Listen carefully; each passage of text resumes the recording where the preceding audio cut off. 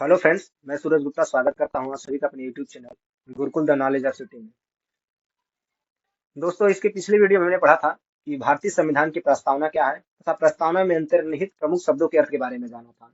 आज का जो हमारा वीडियो है वो भारतीय संविधान के स्रोत के बारे में है, अर्थात जो भारतीय संविधान में जो प्रावधान लिए गए हैं वो किन किन देशों से लिए गए हैं। दोस्तों, भारतीय संविधान के स्रोत से परीक्षा में बहुत सारे प्रश्न पूछे जाते हैं। यदि आप इस वीडियो को ध्यान से देखते हैं तो आप इससे संबंधित परीक्षा में आने वाले सभी प्रश्नों को आसानी से हल कर सकते हैं। तो आइए इस वीडियो को स्टार्ट करते हैं। बात करते हैं भारतीय संविधान के स्रोत के बारे में। तो भारतीय संविधान के स्रोत दो प्रकार के हैं। पहला है आंतरिक स्रोत और दूसरा है बाह्य स्रोत। आंतरिक स्रोत का तात्पर्य ब्रिटिश काल में जो भी एक्ट या अधिनियम अंग्रेजों द्वारा भारत में शासन के लिए लाए गए थे उन्हें हम आंतरिक स्रोत के नाम से जानते हैं, जैसे कि भारत शासन अधिनियम 1935। दूसरा है बाह्य स्रोत। बाह्य स्रोत का तात्पर्य है कि जो भी प्रावधान हमने अन्य देशों से ग्रहण किया है वे बाह्य स्रोत हैं, अर्थात विभिन्न देशों के संविधान से जो प्रावधान हमने अपने संविधान में लिए हैं उनको हम बाह्य स्रोत कहते हैं।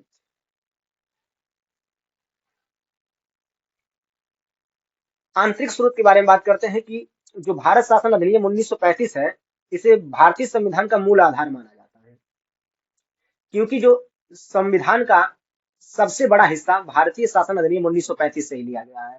लगभग इसका 2/3 जो भाग है उसको भारतीय संविधान में मिलाया गया है।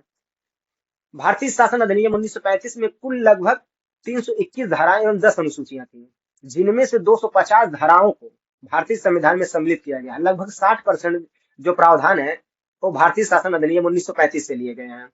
तो इसमें जो प्रमुख प्रावधान है, जिनमें पहले जैसे न्यायपालिका की व्यवस्था, तो भारत में एकीकृत न्याय व्यवस्था है, जैसे कि सुप्रीम कोर्ट, हाई कोर्ट, उसके बाद डिस्ट्रिक्ट कोर्ट।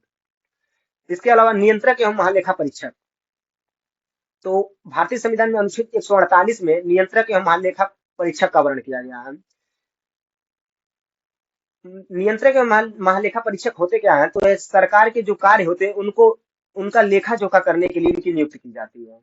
अर्थात सारे सरकार के कार्यों को लेखा जोखा करने का जो कार्य होता है वह नियंत्रक एवं महालेखा परीक्षक का होता है।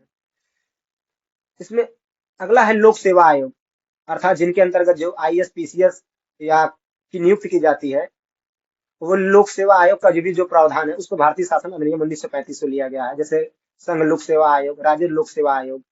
इसके अलावा संघीय तंत्र।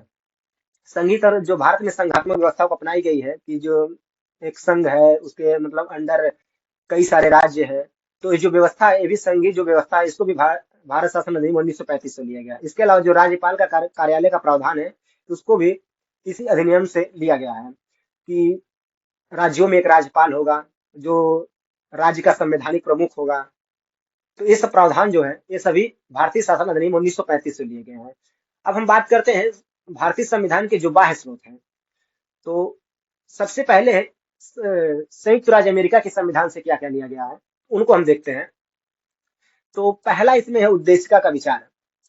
तो जो भारतीय संविधान की प्रस्तावना है या उसका जो विचार है वो अमेरिका के संविधान से ही लिया गया है। और प्रस्तावना में जो जहां से प्रस्तावना स्टार्ट होता है कि हम भारत के लोग, यह शब्द भी जो है ये भी अमेरिका से लिया गया है। और इसके अलावा मौलिक अधिकार, तो भारतीय संविधान में अनुच्छेद 12 से कह सकते हैं 32 तक जो भी भारतीय नागरिकों को मौलिक अधिकार प्रदान किए गए हैं वे संयुक्त राज्य अमेरिका के संविधान से लिए गए हैं। इसके अलावा संविधान की सर्वोच्चता का जो सिद्धांत है कि संविधान ही सर्वोच्च है, जो हमारे देश में संविधान की सर्वोच्चता के सिद्धांत को अपनाया गया है ये भी संयुक्त राज्य अमेरिका के संविधान से लिया गया है। संविधान सर्वोच्च शक्तिशाली है, लेकिन इसको जो शक्ति प्रदान होती है वो भारत की जनता से ही प्रदान होती है, जिसके बाद इस मतलब एक तरह से कहते हैं कि शक्तिशाली होकर संपूर्ण प्रशासनिक या शासनिक व्यवस्था को संचालित करता है। इसमें पांचवा जो है राष्ट्रपति का निर्वाचन एवं महाभियोग।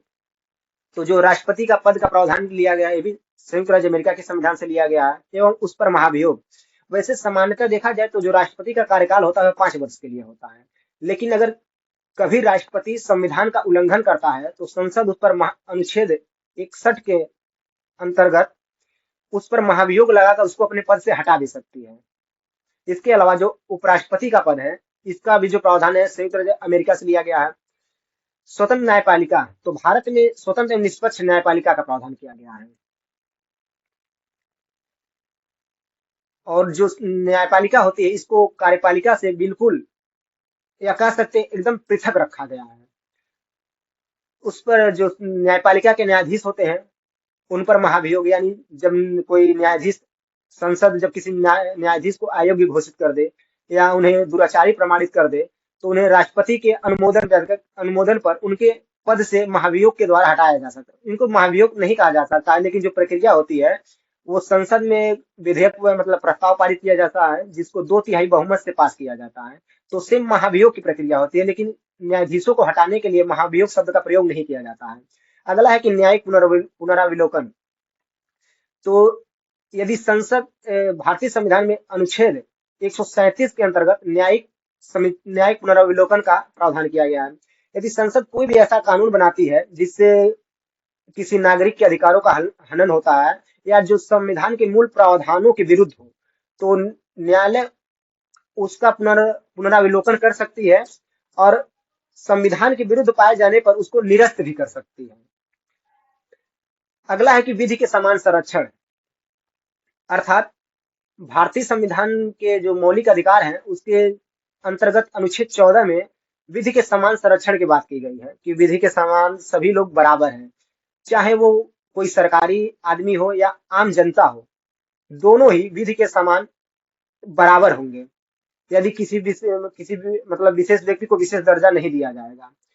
अगला है कि राष्ट्रपति जो है वो सर्वोच्च सेनापति के रूप में, तो जो भारतीय संविधान में राष्ट्रपति होता है वो तीनों सेनाओं का प्रमुख होता है, जैसे कि जो जल सेना है, थल सेना है और वायु सेना है, तो इनका जो सर्वोच्च कमांडर होता है वो सेनापति होता है। और ये जो प्रावधान है यह अमेरिका के संविधान से लिया गया है।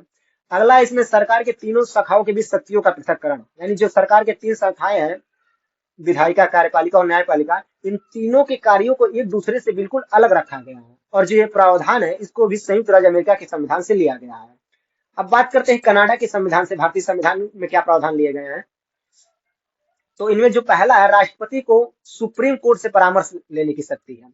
तो भारतीय संविधान के अनुच्छेद 143 में राष्ट्रपति को यह अधिकार दिया गया है कि वह किसी भी विधेयक पर सुप्रीम कोर्ट से परामर्श ले सकता है। वह परामर्श तो ले सकता है लेकिन वह परामर्श को मानने के लिए बाध्य नहीं है दोस्तों, इसमें एक बात याद रखिएगा इसको। इसमें अगला है यूनियन शब्द का प्रयोग। तो जो प्रारंभ में भारतीय संविधान के अनुच्छेद में एक कहा गया कि भारत राज्यों का एक संघ होगा, तो उसमें जो यूनियन शब्द का प्रयोग किया गया है ये भी कनाडा के संविधान से लिया गया है।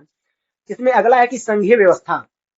संघीय व्यवस्था यानी भारत में एक संघात्मक व्यवस्था को अपनाया गया है कि जो शक्तियों का बंटवारा है वो केंद्र स्तर एवं राज्य स्तर दोनों पर किया गया है। तो इसमें जो है केंद्र को ज्यादा शक्तिशाली बनाया गया है, राज्यों की तुलना में केंद्र को ज्यादा शक्तियां प्रदान की गई हैं। इसमें है कि अगला है कि अवशिष्ट शक्तियां केंद्र में निहित हैं। जैसे जो शक्तियों का विभाजन किया गया वो तीन सूचियों के आधार पर किया गया है। पहला है संघ सूची, दूसरा है राज्य सूची, तीसरा है समवर्ती सूची। तो जब इन शक्तियों का विभाजन किया गया तो कुछ शक्तियां ऐसी भी थी जो बच गई, उनको संघ को सौंप दी गई। और दूसरे शब्दों में कह सकते हैं कि अगर मान लीजिए इन सूचियों, जैसे जो संघ सूची है उस पर विधेयक बनाने का अधिकार जो है वो संघ को प्राप्त है, जो राज्य सूची के विषय है उस पर विधेयक बनाने का अधिकार राज्य सूची को प्राप्त है, और समवर्ती सूची पर संघ और राज्य दोनों मिलकर विधेयक बना सकते हैं। लेकिन अगर किसी विशेष स्थिति में अगर दोनों की विधेयक पर कोई विरोध उत्पन्न होता है तो जो संघ का जो संघ विधेयक बनाएगी वो राज्य के विधेयक पर प्रभावी होगा, यानी राज्य का विधेयक उस समय निरस्त कर दिया जाएगा और संघ का विधेयक लागू किया जाएगा। और जो मान लीजिए अगर जो अवशिष्ट शक्तियां केंद्र में निहित है, अगर फ्यूचर में कभी कुछ ऐसे विषय आते हैं जो संघ सूची, राज्य सूची या समवर्ती सूची में सम्मिलित नहीं किए गए हैं, तो उन पर जो विधेयक बनाने का अधिकार होगा वो केंद्र को दिया गया है। तो इसमें अगला है कि शक्तियों का विभाजन किया गया है। तो शक्तियों का मैंने पहले बताया कि शक्तियों का विभाजन का जो आधार है वो 3 सूचियों के आधार पर किया गया है, समवर्ती सूची, संघ सूची, राज्य सूची और समवर्ती सूची। इसमें अगला है राज्यपालों की नियुक्ति एवं उच्चतम न्यायालय से परामर्श। तो जिस प्रकार राष्ट्रपति न्यायालय से परामर्श ले सकता है उसी प्रकार राज्यपाल भी चाहे तो हाईकोर्ट से या हाईकोर्ट से परामर्श ले सकता है। इसमें जो राज्यपालों की नियुक्ति एवं उच्चतम न्यायालय से परामर्श का प्रावधान है उसको कनाडा के संविधान से लिया गया है। अब बात करते हैं अगले कि फ्रांस का संविधान से क्या लिया गया है। तो फ्रांस के संविधान से जो गणतंत्रीय शासन व्यवस्था है इसको फ्रांस के संविधान से अपनाया गया है। गणतंत्रीय शासन व्यवस्था का मतलब होता है कि जो राज्य का संवैधानिक प्रमुख होगा वह वंशानुगत ना होकर राज्य के द्वारा निर्वाचित किया जाएगा। इसमें दूसरा है तदर्थ न्यायाधीशों की नियुक्ति। तो तदर्थ का अर्थ हम सुन लेते हैं। तदर्थ का मतलब होता है अस्थायी, मतलब अस्थायी न्यायाधीशों की नियुक्ति। होता क्या है कि कभी कभी न्यायालय पे कार्यभार बहुत ज्यादा बढ़ जाता है, यानी किसी जगह पर मामले बहुत ज्यादा आने लगते हैं, तो कुछ न्यायाधीशों तदर्थ न्याय मतलब अस्थायी न्यायाधीशों की नियुक्ति की जाती है उन मामलों को हल करने के लिए, यानी उन मामलों की सुनवाई करने के लिए।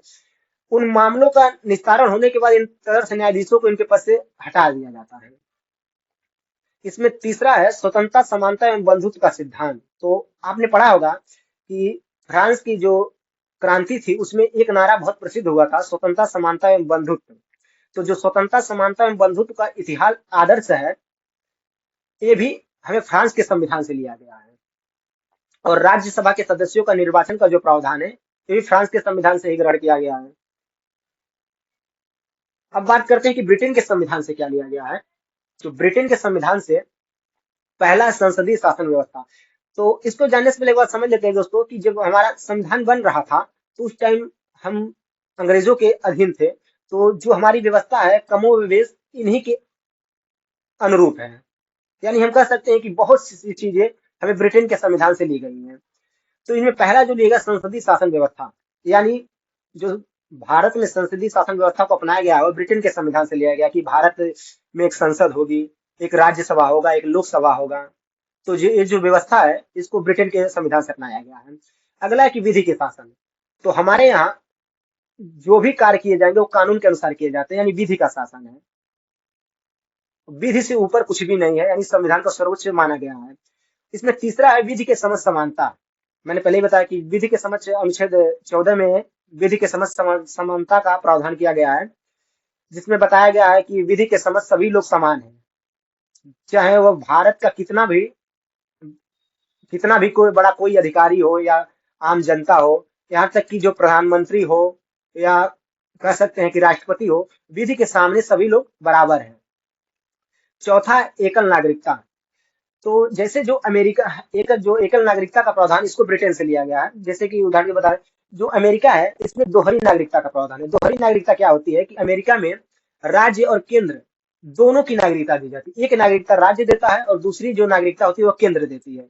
लेकिन और भारत में सिर्फ एकल नागरिकता का प्रावधान किया गया है कि यानी हमारे यहाँ जो नागरिकता है वो राज्य की नागरिकता नहीं है बल्कि केंद्र की नागरिकता है। इसमें पांचवा है मंत्रिमंडल की व्यवस्था।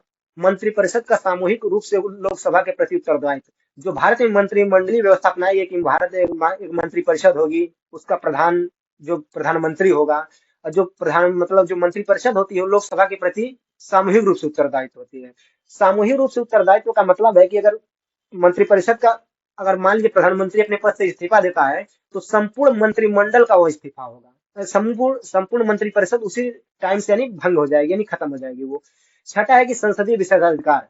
तो भारतीय संविधान में अनुच्छेद 105 में संसदीय विशेषाधिकारों का वर्णन किया गया है। सातवां है राष्ट्रपति की औपचारिक प्रधानता। जैसे कि जो भारत में जो राष्ट्रपति होता है वह नाम मात्र का संवैधानिक प्रमुख है, जबकि वास्तविक शक्तियों का जो प्रयोग करता है वो प्रधानमंत्री करता है। तो ब्रिटेन में भी जो राष्ट्रपति होता है वह वहां पर तो ब्रिटेन में जो राष्ट्रपति वो वंशानुगत है, लेकिन भारत में जो राष्ट्रपति है इसको निर्वाचित किया जाता है, वंशानुगत नहीं है। तो जो ब्रिटेन की राष्ट्रपति की जो स्थिति है वही समझ लिया भारत में राष्ट्रपति की स्थिति है, यानी दोनों केवल नाम मात्र के ही संवैधानिक प्रमुख है, जबकि इनकी जो वास्तविक शक्तियां होती हैं उनका प्रयोग प्रधानमंत्री करते हैं। अगला है कि द्विसदनात्मक व्यवस्था। तो आपने देखा होगा कि चाहे संघ हो या संघ स्तर पर देखा जाए तो राज्यसभा और लोकसभा, और राज्य में देखा जाए तो विधानमंडलों के अंतर्गत होते हैं कि विधान परिषद और विधानसभा। तो जो ये व्यवस्था है इसको भी हमने ब्रिटेन के संविधान से ग्रहण किया है। अब बात करते हैं आयरलैंड के संविधान से क्या क्या प्रावधान लिए गए हैं। तो आयरलैंड के संविधान से जो प्रमुख सबसे प्रावधान लिया गया है, पहला है राज्य के नीति निदेशक तत्व। तो भारतीय संविधान के भाग 4 में अनुच्छेद 36 से 51 तक राज्य के नीति निर्देशक तत्वों का वर्णन किया गया है। राज्य के नीति निदेशक तत्व होते क्या है, तो राज्य के नीति निदेशक तत्व जो होते हैं ये राज्य की नीति को निर्धारित करने वाले तत्व होते हैं। अर्थात जो राज्य होते हैं वह कानूनों के निर्माण के समय इन तत्वों को ध्यान में रखकर अपने कानूनों का निर्माण करते हैं और ये राज्य की नीति को निर्धारित करते हैं। तो इसमें अगला है कि राज्यसभा में मनोनीत सदस्य। तो जो राज्यसभा में राष्ट्रपति जो 12 सदस्यों को मनोनीत करता है, जो कला, साहित्य, विज्ञान आदि क्षेत्रों से संबंधित होते हैं, जो इनके मनोनयन का प्रावधान है, ये भी आयरलैंड के संविधान से लिया गया है। इसमें तीसरा है राष्ट्रपति के निर्वाचन में निर्वाचक मंडल। तो भारतीय संविधान के अनुच्छेद 54 में राष्ट्रपति के निर्वाचन में निर्वाचन मंडल की व्यवस्था की गई है, जिनमें बताया गया कि जो राष्ट्रपति का जो चुनाव होगा उनमें कौन कौन से लोग भाग ले सकते हैं, तो उन्हीं को निर्वाचन मंडल बोला जाता है। चौथा है राष्ट्रपति के निर्वाचन की पद्धति। तो भारतीय जो राष्ट्रपति है उसका जो निर्वाचन होता है एक विशेष पद्धति के अनुसार होता है।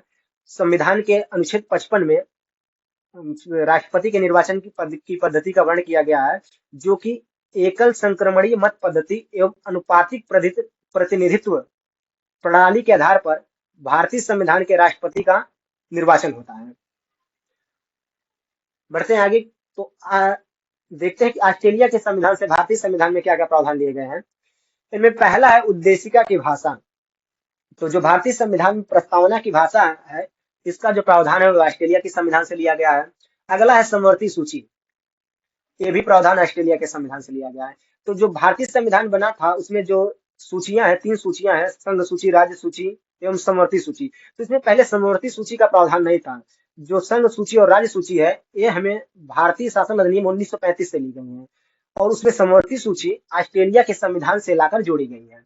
अगला है कि केंद्र राज्यों के बीच जो संबंध है, जैसे करों का विभाजन हो गया, ये जो प्रावधान है ये भी ऑस्ट्रेलिया का संविधान से लिया गया है। चौथा है देश के भीतर राज्यों के बीच व्यापार और वाणिज्य और समागम की स्वतंत्रता।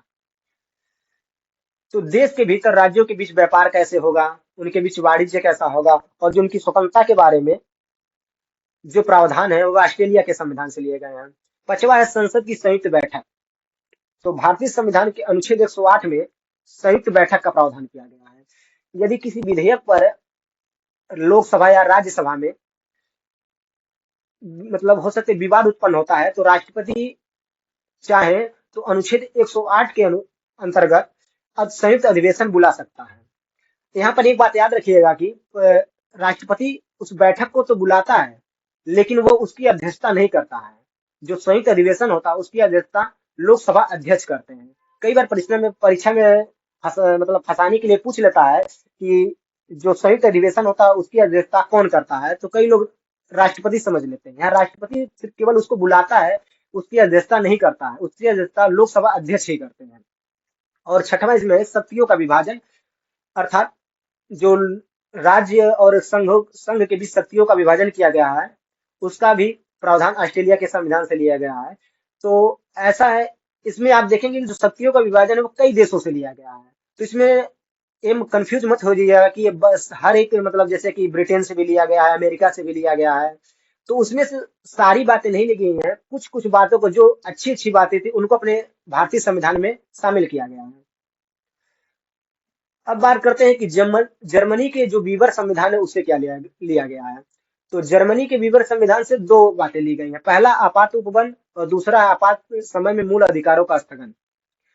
आइए समझते हैं कि आपात उपबंध होता क्या है। तो जैसे भारतीय संविधान में आपात उपबंध के लिए 3 अनुच्छेद हैं, 352, 356 और 360। 352 के अंतर्गत मतलब जब राष्ट्रपति चाहे तो बाह्य आक्रमण या आंतरिक सशस्त्र संघर्ष की स्थिति में वह राष्ट्रीय आपात की घोषणा कर सकता है, और यह घोषणा वह भारतीय संविधान के अनुच्छेद 352 के आधार पर करता है। इसमें दूसरा है अनुच्छेद 356, जिसे राष्ट्रपति शासन के रूप में भी हम लोग जानते हैं। उसमें अगर किसी राज्य में संवैधानिक तंत्र जो विफल हो जाता है तो राष्ट्रपति वहां पर राष्ट्रपति शासन लागू कर देता है, और वहां के जो कह सकते हैं कि संपूर्ण बागडोर को अपने हाथों में ले लेता है। और तीसरा है कि वित्तीय आपात। तो अगर कभी भी देश में अगर वित्तीय संकट आता है तो ऐसी स्थिति में राष्ट्रपति जो होता है वे वित्तीय संकट या वित्तीय आपात की घोषणा अनुच्छेद 360 के आधार पर कर सकता है। और आपात समय में मूल अधिकारों का जो स्थगन है, अर्थात जब आपात की स्थिति आती है, यानी जब आपात का लागू होता है तो जो नागरिकों के मूल अधिकार होते हैं वे समाप्त हो जाते हैं। तो जो कुछ अधिकार है वे समाप्त हो जाते हैं। तो जो ये भी प्रावधान है ये भी जर्मनी के संविधान से लिया गया है। अब बात करते हैं कि जापान के संविधान से क्या लिया गया है। तो जापान के संविधान से विधि द्वारा स्थापित प्रक्रिया का प्रावधान लिया गया है। अब बात करते हैं कि विधि द्वारा स्थापित प्रक्रिया होती क्या है। तो विधि द्वारा स्थापित प्रक्रिया का अर्थ है कि कोई भी कानून सही तभी माना जाएगा या सही तभी होगा जब वह सही प्रक्रिया का पालन करके बनाया गया हो। भारतीय संविधान के अनुच्छेद 21 में एक बात और कही गई है कि किसी भी व्यक्ति को विधि द्वारा स्थापित प्रक्रिया के अतिरिक्त उसके जीवन और व्यक्तिगत स्वतंत्रता को मतलब व्यक्तिगत स्वतंत्रता से वंचित नहीं किया जा सकता। अर्थात उसको अगर उसके जीवन या व्यक्तिगत स्वतंत्रता से वंचित करना है तो विधि द्वारा स्थापित प्रक्रिया का सहारा लेना ही पड़ेगा। बात करें दक्षिण अफ्रीका के संविधान से क्या लिया गया है। तो दक्षिण अफ्रीका के संविधान से दो बातें ली गई हैं जो दोनों प्रमुख है। पहला संविधान संशोधन की प्रक्रिया और दूसरा है राज्यसभा में सदस्यों का निर्वाचन। तो संविधान में संशोधन की जो प्रक्रिया है वो अनुच्छेद इसका वर्णन भारतीय संविधान के अनुच्छेद 368 में किया गया है। जो संशोधन का जिसमें संशोधन के 3 आधार बतलाए गए हैं, जिनमें पहला आधार है कि संसद द्वारा सामान्य कानून निर्माण की प्रक्रिया के आधार पर संशोधन किया जा सकता है, यानी बिल्कुल साधारण बहुमत से संशोधन किया जा सकता है। दूसरा है कि संसद द्वारा विशिष्ट बहुमत के आधार पर संशोधन, अर्थात किसी विधेयक में संशोधन करने के लिए, संविधान में संशोधन करने के लिए 2/3 बहुमत की बात की गई है। यहाँ पर इसको विशिष्ट बहुमत द्वारा संशोधन बोलते हैं। और तीसरा आधार है कि संसद द्वारा विशिष्ट बहुमत या विशिष्ट प्रक्रिया के आधार पर तथा जो राज्य विधानमंडल है उनके अनुमोदन के आधार पर संशोधन, यानी यहाँ पर संसद के द्वारा विशिष्ट बहुमत का तो होना जरूरी है, साथ ही साथ जो राज्य के विधानमंडल है उनका भी अनुमोदन यानी उनकी भी स्वीकृति जरूरी है।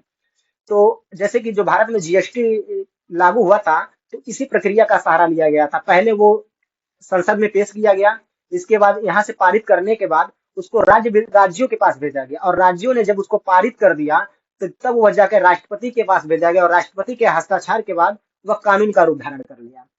अब बात और अगला इसमें राज्यसभा में सदस्यों का जो निर्वाचन की प्रक्रिया है उसका भी जो प्रावधान है दक्षिण अफ्रीका के संविधान से लिया गया है। अब बात करते हैं कि रूस के संविधान से क्या लिया गया है। तो रूस के संविधान से मौलिक कर्तव्य लिए गए हैं जो भारतीय संविधान में भाग 4 क में लिए गए हैं। भाग 4 क में 51 क में तो ये जो मौलिक कर्तव्यों का प्रावधान है इसे 42वें संविधान संशोधन 1976 में जोड़ा गया था, क्योंकि ये जो संविधान बना था उस टाइम में था नहीं, इसको बाद में लाया गया, यानी इनका प्रावधान बाद में किया गया। इसमें दूसरा है प्रस्तावना में सामाजिक, आर्थिक और राजनीतिक न्याय का आदर्श। तो जो भारतीय संविधान का उद्देश्य बताया गया है कि भारतीय संविधान का जो उद्देश्य है लोगों को सामाजिक, आर्थिक और राजनीतिक न्याय प्रदान करना है, यह आदर्श भी रूस के संविधान से भारतीय संविधान में सम्मिलित किया गया है। अब बात करते हैं कुछ अन्य महत्वपूर्ण बिंदुओं के बारे में। तो जैसा कि आप देख रहे हैं जो भारतीय संविधान का निर्माण हुआ विभिन्न देशों के प्रावधानों को मिलाकर किया गया है। तो कई बार कई आलोचक इसकी आलोचना करते हैं और ये कहते हैं कि जो भारतीय संविधान है वो उधार का संविधान है या नकल का संविधान है। तो इसमें एक विचारक है या कह सकते हैं ब्रिटिश विधिवेत्ता है, ब्रिटिश के वकील हैं आइवर जेनिंग्स, इन्होंने भारतीय संविधान को उधार का थैला एवं वकीलों का स्वर्ग कहा है। देखिए ये इनकी फोटो है। इन्होंने भारतीय संविधान को कह सकते उधार का संविधान कहा। और एक डीडी बसु है जिनका जो पूरा नाम है दुर्गादास बसु है, इन्होंने भारत के प्रसिद्ध विधिवेत्ता है, इन्होंने भारतीय संविधान पर एक टिप्पणी भी लिखी है। इन्होंने भारतीय संविधान को नकल का संविधान कहा। ऐसा इसलिए कहा है क्योंकि जो भारतीय संविधान है वो जिसकी अधिकांश धाराएं हैं वो भारतीय शासन अधिनियम 1935 से ली गई हैं। तो इसीलिए कुछ लोग इसे नकल का संविधान कहते हैं। लेकिन यह बात पूरी तरह सत्य नहीं है। एक बात देखिए, जब हमारा देश उस टाइम आजाद हुआ तो परिस्थितियां ऐसी थी कि नए कानूनों का निर्माण नहीं किया जा सकता था। तो इसी कारण हमारे देश के जो विधिवेत्ता थे यानी उस टाइम के जो राजनेता थे उन्होंने 10 प्रमुख देशों के साथ अन्य 60 संविधानों का अध्ययन किया और उनमें से जो अच्छी बातें थी उनको भारतीय संविधान में समाहित किया। यानी जो प्रावधान तो हमने लिए हैं लेकिन उनको या उसी रूप में नहीं लिए हैं, बल्कि उनको जो है भारतीय जो पृष्ठभूमि के अनुसार उनको बदल दिया गया है। यानी कह सकते हैं कि जो प्रावधान है उनको सामान्य या कुछ परिवर्तन करके भारतीय पृष्ठभूमि के अनुसार बदल कर संविधान में समाहित किया गया है। तो एक तरह से हम कह सकते हैं जो भारतीय संविधान है वो एकदम नकल का संविधान नहीं है। तो दोस्तों आज की वीडियो में बस इतना ही। यदि आपको वीडियो पसंद आए तो वीडियो को लाइक करें और अपने दोस्तों के साथ शेयर करें। मिलते हैं अगले वीडियो में, तब तक के लिए धन्यवाद दोस्तों।